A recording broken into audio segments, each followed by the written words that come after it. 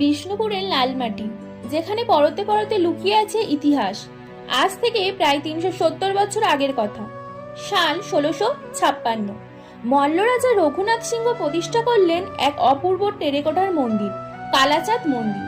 কিন্তু আপনি কি জানেন, এই মন্দিরের দেয়ালে খোদাই করা সুন্দর কারুকাজের পিছনে চাপা পড়ে আছে এক বীভৎস চিৎকার, এক নিরপরাধ মানুষের অভিশাপ?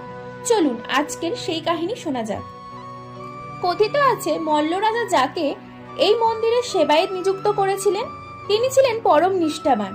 কিন্তু রাজপ্রাসাদের অন্ধকার ষড়যন্ত্রের শিকার হলেন সেই ব্রাহ্মণ।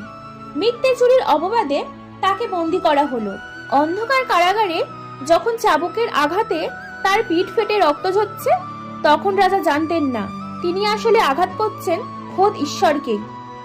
তারপর শুরু হলো ধ্বংসলীলা। রাজ পরিবারে হানা দিল অকাল মৃত্যু। প্রজাদের কান্নায় ভারী হয়ে উঠল বিষ্ণুপুরের আকাশ। রাজা কি বুঝতে পেরেছিলেন তার ভুল, নাকি অনেক দেরি হয়ে গিয়েছিল?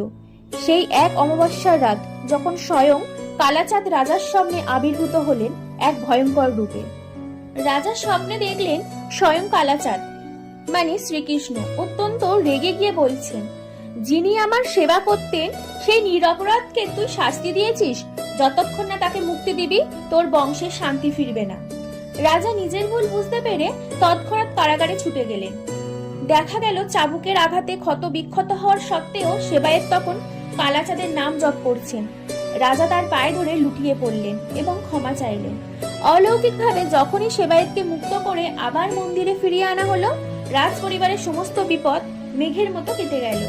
এমন গল্প শোনার জন্য চ্যানেলটিকে সাবস্ক্রাইব করে রাখুন, আর অবশ্যই কমেন্টে জয় শ্রীকৃষ্ণ রাধে রাধে লিখতে ভুলবেন না।